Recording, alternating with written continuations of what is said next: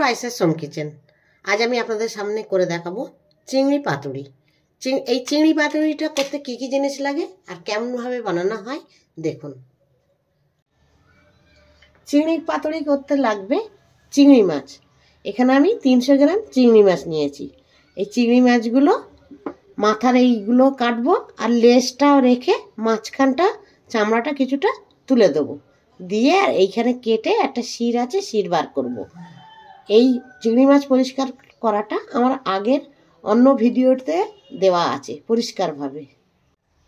চিংড়ি পাতুরি করতে আর যেসব মশলাগুলো লাগবে, চিংড়ি পাতুরি করতে আমার যে মশলাগুলো লাগবে: নারকেল কোড়া, পোস্ত, সাদা সর্ষে, কালো সর্ষে, কাঁচা লঙ্কা আর লবণ।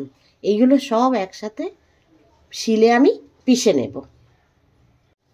পোস্ত 15 মিনিট ধরে ভিজতে দেব, সাদা সর্ষেও 15 মিনিট আর কালো সর্ষেও 15 মিনিট।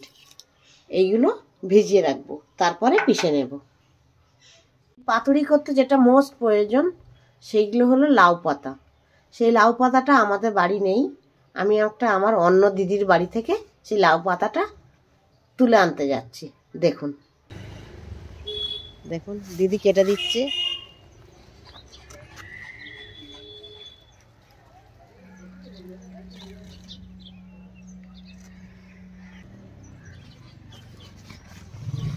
দিয়েছে দেখুন কি বড় বড় পাতা, কি সুন্দর, কত ফুল হয়ে আছে। দিদি খুব গাছের নেশা। সব লাউ পাতাগুলি এক পাশ করেছি যতটা আমার প্রয়োজন। এবারে বাকি কিছুটা লাউ পাতা আর এই ডাঁটি এইগুলো আমি রান্না করে নেব।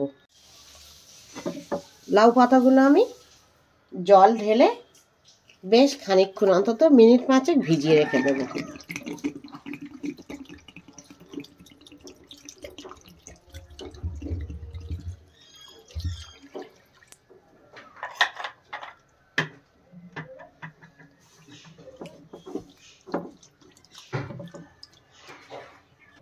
এবার এগুলো শিলে পিষে নেব।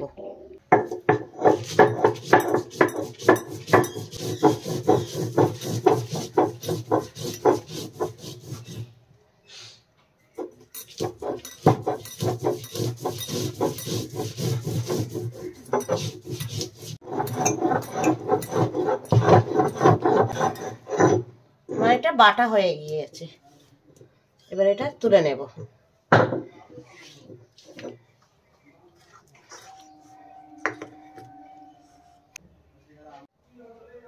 এবারে সেই পোস্তটা আর সে নারকেলটা একসাথে পিষে নেব।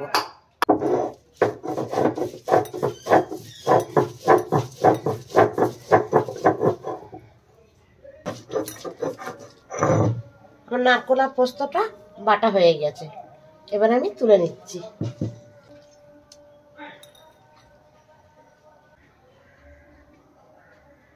আমার লাউ পাতাগুলো ধোয়া হয়ে গেছে, মশলাও বাটা হয়ে গেছে, চিংড়ি মাছগুলো কেটে পরিষ্কার করে নিয়েছি।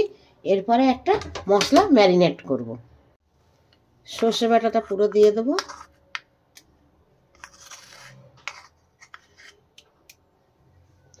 দিয়ে দেবো নারকেল বাটা, স্বাদ অনুসারে লবণ, হাফ চামচ লঙ্কার গুঁড়ো, 1 চামচ হলুদ গুঁড়ো, আর দিয়ে দেবো সর্ষের তেল।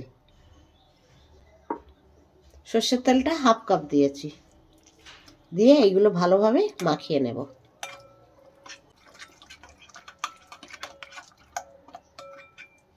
এরপরে আমি চিংড়ি মাছগুলো দিয়ে এর মধ্যে মাখিয়ে রাখবো অন্তত 15 মিনিট।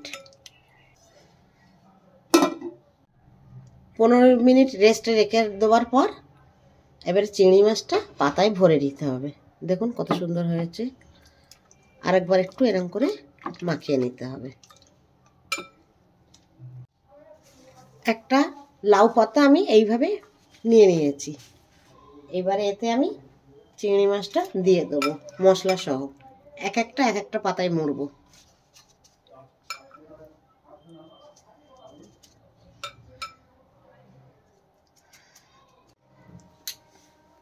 মশলাটা দেওয়ার পর পাতাটা এইভাবে এর উপর দেবো।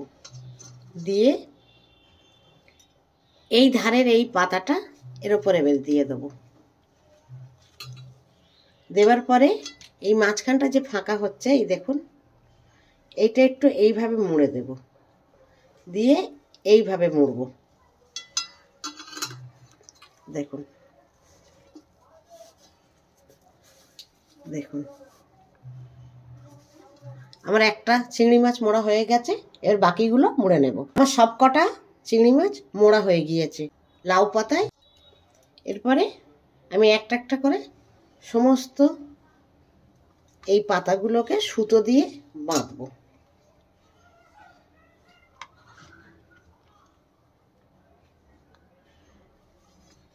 দিয়ে এইভাবে আমি একে গাঁট বেঁধে দেব।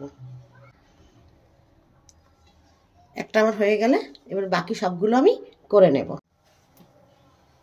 আমার সমস্ত মাছগুলি মোড়া হয়ে গিয়েছে, দিয়ে সুতো দিয়েও বাঁধা হয়ে গিয়েছে। এরপর মাছগুলো রান্না করে নেব। কিভাবে করব সেটা দেখুন। প্রথমে কড়াই সর্ষের তেল দিতে হবে। সর্ষের তেলটা গরম হয়ে যাবার পর এরকম করে চারিদিকে ছড়িয়ে দেব। এবারে একটা একটা করে সমস্ত চিংড়ি মাছের পাতুড়িগুলো দিয়ে দেব।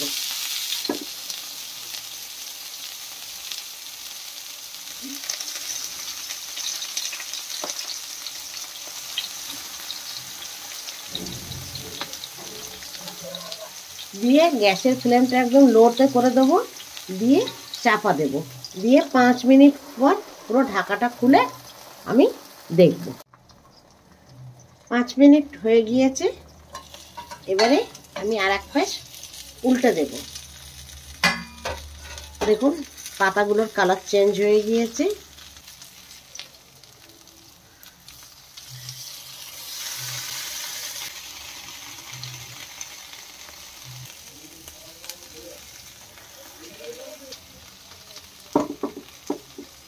অন্য পাশটা হতে দেব।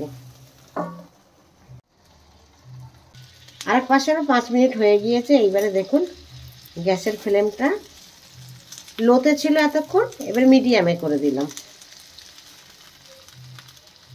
আমার রান্নাটা প্রায় কমপ্লিট। মিডিয়ামে করে আমি 2 মিনিট জাস্ট রেখে দেবো।